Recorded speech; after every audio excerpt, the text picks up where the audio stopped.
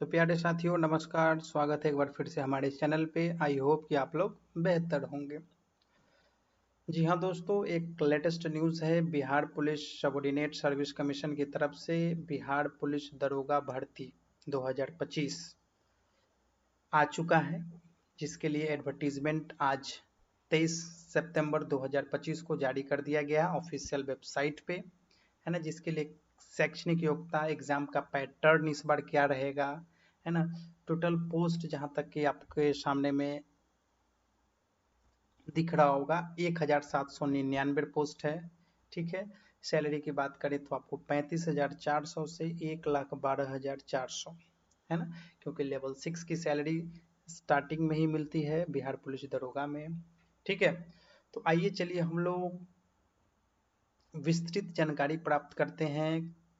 कब से form start होगा, उसकी क्या लास्ट डेट रहेगी, इस बीच में हमें कौन कौन से डॉक्यूमेंट बनवा लेने हैं, है ना। उन सभी विषयों पे हम लोग चर्चा करते हैं। तो चलते हैं एडवर्टीजमेंट की तरफ और डायरेक्ट आपको रूबरू वही कराते हैं। तो ये देखिए, आपके सामने में ऑफिशियल वेबसाइट है bpssc.bihar.gov.in का, जहाँ पे 23 सितंबर को जो है एडवर्टीजमेंट जारी किया गया है, जो कि selection of police sub inspector, ठीक है। तो इसका एडवर्टीजमेंट आपको सामने में ये रहा, जिसमें क्या कहा गया है। फर्स्ट में ही कहा गया है कि आपका जो ऑनलाइन एग्जामिनेशन का अंतिम तिथि जो रहेगा 26/10/2025 यानी कि 26 अक्टूबर 2025 से रहेगा, और विज्ञापन संख्या बता दिया गया है। और इसमें पे लेवल जो है आपका 6 रहने वाला है। टोटल पोस्ट यहाँ पे बता दिया गया है, और पोस्ट की जानकारी यहाँ पे देते हुए नीचे क्या कहा गया है देखिए। इन पदों पर नियुक्ति हेतु प्रतियोगिता परीक्षा आयोजित की जाएगी। इसके लिए विज्ञापन संख्या 5/2025 यहाँ जारी किया जा रहा है।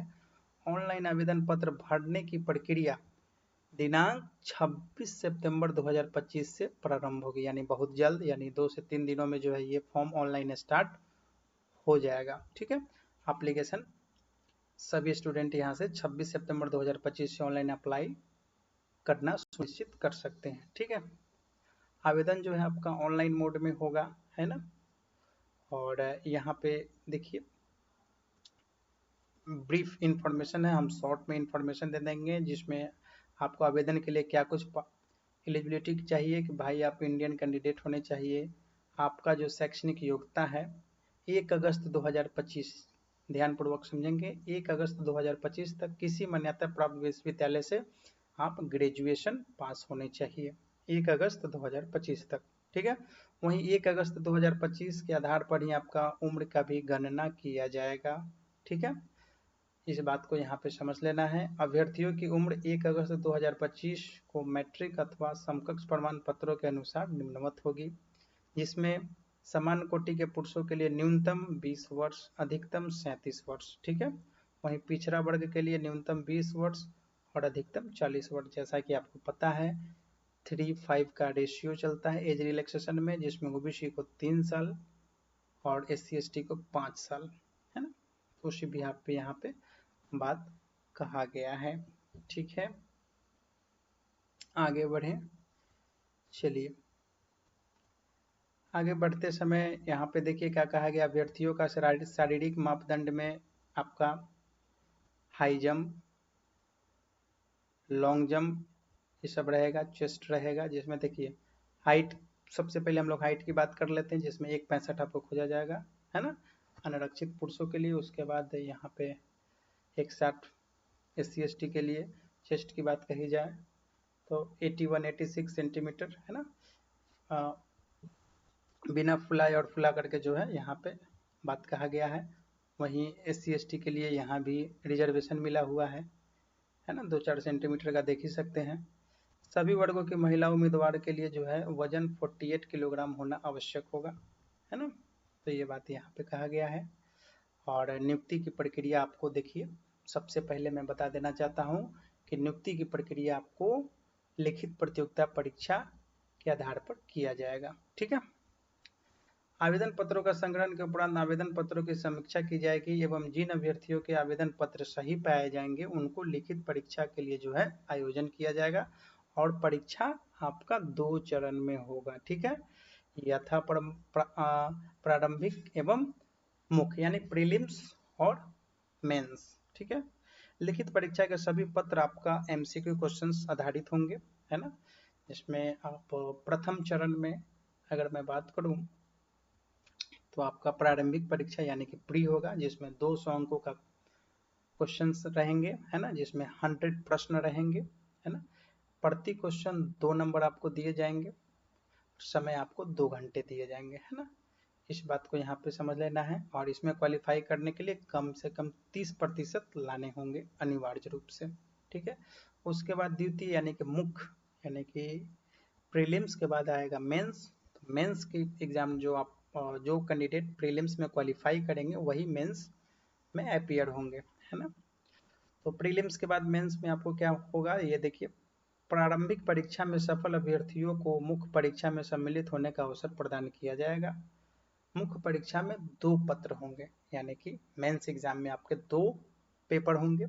पहला पेपर 200 अंकों का होगा, जिसमें सामान्य हिंदी रहेंगे, है ना, जो 2 घंटा समय दिया जाएगा, जिसमें 100 प्रश्न होंगे एवं न्यूनतम अर्हतांक 30% अंक प्राप्त करना अनिवार्य हो गया, अन्यथा उन्हें अयोग्य घोषित कर दिया जाएगा, ठीक है। यहाँ पे आप समझ गए होंगे। उसके बाद द्वितीय चरण में द्वितीय पत्र जो होगा, यानी कि इसमें तो 2 पेपर होगा, पेपर 1 पेपर 2। पेपर 2 में जो है आपका सामान्य यानी जनरल साइंस रहेगा, है ना, जीके जीएस से क्वेश्चन रहेगा, नागरिक शास्त्र से क्वेश्चन रहेगा, हिस्ट्री से क्वेश्चन रहेगा, जियोग्राफी से क्वेश्चन रहेगा, मैथ्स, है ना, एप्टीट्यूड, इस सब से मिला करके जो है आपको 100 क्वेश्चंस रहेंगे 200 नंबर के, ठीक है। परीक्षा की अवधि आपकी 2 घंटे की होगी, ठीक है। अब देखिए चौथा नंबर पॉइंट में क्या कहा गया है कि दोनों चरणों की परीक्षा, जो आपका प्रथम चरण और द्वितीय चरण का जो परीक्षा है, प्रत्येक गलत उत्तर के लिए आपको 0.2 अंक काटा जाएगा, ठीक है। और उत्तर पुस्तिका में 2 प्रतियां होगी, ठीक है। इसमें से एक प्रति आयोग के पास सुरक्षित रखी जाएगी। वो आपका जो OMR जो मिलेगा इसमें आप फिलअप करेंगे, उसके पीछे कार्बन लगा हुआ रहेगा, एक कार्बन आयोग के पास सुरक्षित रहेगा, एक जो है आपको प्रोवाइड किया जाएगा। उसका बात यहाँ पे कहा गया है, एक प्रति आयोग के पास सुरक्षित रखी जाएगी, ठीक है। जो अभी आप उस पर लिखेंगे उसका जो है कार्बन कॉपी विभाग के पास रहता है। अब देखिए मुख्य परीक्षा के आधार पर रिक्तियां 6 गुना अभ्यर्थियों का चयन करके जो है कोटिवार मेघानुसार शारीरिक दक्षता परीक्षा के लिए किया जाएगा, ठीक है। तो आपका जो प्रीलिम्स प्रीलिम्स जो कैंडिडेट देंगे उसमें से जो है पोस्ट का 16 गुना आपको मेंस में बच्चे बैठेंगे, क्योंकि 16 गुना ही रिजल्ट उसमें से कैप्चर किया जाएगा। उसके बाद मेंस में बैठने के बाद वहां से जो है 6 गुना कैंडिडेट को निकाला जाएगा, सीट के 6 गुना कैंडिडेट को लिखित परीक्षा में मुख्य परीक्षा में पास आउट करके जो है उसको फिजिकल में अपीयर करवाया जाएगा, ठीक है। अब वो जो अपीयर होंगे, अब यहाँ पे देखिए क्या कहा गया है, अभ्यर्थियों को शारीरिक दक्षता परीक्षा में मात्र उत्तीर्ण होना आवश्यक होगा, केवल आपको पास होना आवश्यक है, ठीक है। शारीरिक दक्षता परीक्षा हेतु अर्हतांक प्राप्त अभ्यर्थियों की पर्याप्त संख्या में अनुपलब्धता की दशा में उक्त अनुपात उपयुक्त रूप से कम किया जा सकेगा, है ना। तो इसमें इसका मेनली जो है आप लोगों को ध्यान देना है, जो प्रीलिम्स के बाद जो मेंस देंगे उसमें अधिक से अधिक नंबर प्राप्त करें, ठीक है, ताकि आपको जो है वहाँ से नंबर अच्छा मिले। और यहाँ पे बात वही कहा गया है कि आपको जो है अभ्यर्थियों के शारीरिक दक्षता परीक्षा में मात्र उत्तीर्ण होना आवश्यक है, यानी केवल आपको पास होना जरूरी है। शारीरिक दक्षता परीक्षा हेतु अर्हतांक प्राप्त अभ्यर्थियों पर्याप्त संख्या में अनुपलब्धता की दशा में उक्त अनुपात उपयुक्त रूप से कम किया जा सकेगा, ठीक है। यहाँ पे समझ गया।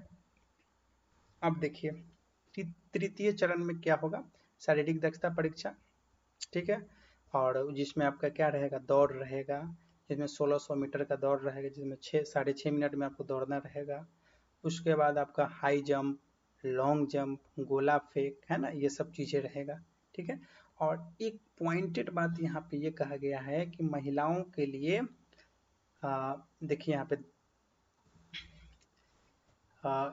क्या कहा गया है कि 10 फीट से कम फेंकने वाली महिला अभ्यर्थियों को असफल घोषित किया जाएगा। ठीक है। तो आपको यहाँ पे समझ लेना है, महिलाओं को 10 फीट से ज़्यादा फेंकना पड़ेगा। वहीं 16 फीट से कम फेंकने वाले पुरुष को असफल घोषित कर दिया जाएगा गोला फेंक में, है ना। वहीं हाई जंप, लॉन्ग जंप में जो है आपको जो है 12 फीट 9 फीट का रेशियो है। और हाई जंप में क्या है 4 फीट 3 फीट, और लॉन्ग जंप में 9-12। ये सब चीज़ें आप समझ जाएंगे, है ना, कोई बड़ी बात नहीं है। बट ये सब चीज़ें जानना जरूरी है कि हमारा जो मेन जो मार्क्स बनेगा हमारा किस पे बनेगा। ठीक है। बाद बाकी इस फिजिकल पर भी मार्क्स रहते हैं, बट मुख्य परीक्षा के मुकाबले कम नंबर यहाँ से उठाए जाते हैं। अब देखिए मेगा सूची एवं नियमित की अनुशंसा के रूप में यहाँ पे वही बात कहा गया कि मेगा अनुसार सभी चीज़ें जो है कैसे प्राप्त किया जाएगा। अधिकतियाँ का यहाँ पे क्लियर किया गया है, जिसमें से 35% क्षैतिज आरक्षण दिया गया है। ठीक है। आरक्षण का ये सब सीन है। और आगे बात करें तो कट ऑफ जो है आपको, वो तो कंपटीशन के आधार पे कट ऑफ हाई लो घट बढ़ सकता है, उसका बात यहाँ पे है। उसके बाद देखिए लगभग जो है सभी बातें क्लियर हो गई है। फॉर्म फीस की अगर हम बात करें लास्ट में, ये फॉर्म फीस कितना रहेगा, तो मात्र 100 रुपीज़ फीस है इसका। ठीक है। 100 रुपीज़ फीस के साथ आप यहाँ पे फॉर्म फिलअप कर पाएंगे, है ना। और यहाँ पे देखिए उम्मीदवार की उम्मीदवारी किसी भी समय निम्नलिखित आधार पर बिना कारण बताए रद्द की जा सकती है। आवेदन पत्र का प्रथम भाग पंजीकरण भरा जाना, परंतु द्वितीय भाग को भरकर सबमिट न करना, ना, तो ये सब गलती करेंगे तो आपको जो है बिना बताए हुए रद्द कर दिया जाएगा। तो ये बात, ये गलतियां ऐसा नहीं करना है ना, ये बात यहाँ पे उसका लिस्टिंग किया हुआ है। ठीक है। तो इस तरीके से जो है आपके सामने में पूरा प्रत्यक्ष रूप से इंफॉर्मेशन है। आई होप कि आप लोग इन सभी बातों को समझ गए होंगे। और 26 तारीख से आपका फॉर्म अप्लाई होना शुरू हो जाएगा। अपना सारा डॉक्यूमेंट, जिसमें आप अपना एजुकेशनल क्वालिफिकेशन हो गया, रेसिडेंशियल सर्टिफिकेट हो गया, कास्ट सर्टिफिकेट हो गया, क्रीमी लेयर सर्टिफिकेट हो गया, है ना, EWS सर्टिफिकेट हो गया, ठीक है, निवास प्रमाण पत्र हो गया, जाति प्रमाण पत्र हो गया, ये सब चीज़ें जो है आपको बनवा लेना है ताकि आपको कोई समस्या ना हो। समय आपको 1 महीने का दिया गया है और प्रिपरेशन तो आप बहुत पहले से कर ही रहे होंगे। ठीक है। चलिए चलते हैं। ये एक छोटा सा ब्रीफ इंफॉर्मेशन था जिसमें आपको पूरा डिटेल जानकारी दे दिया गया एडवर्टीजमेंट का 1 बाय 1। चलते हैं। वीडियो में बने रहने के लिए आप सभी का बहुत बहुत धन्यवाद।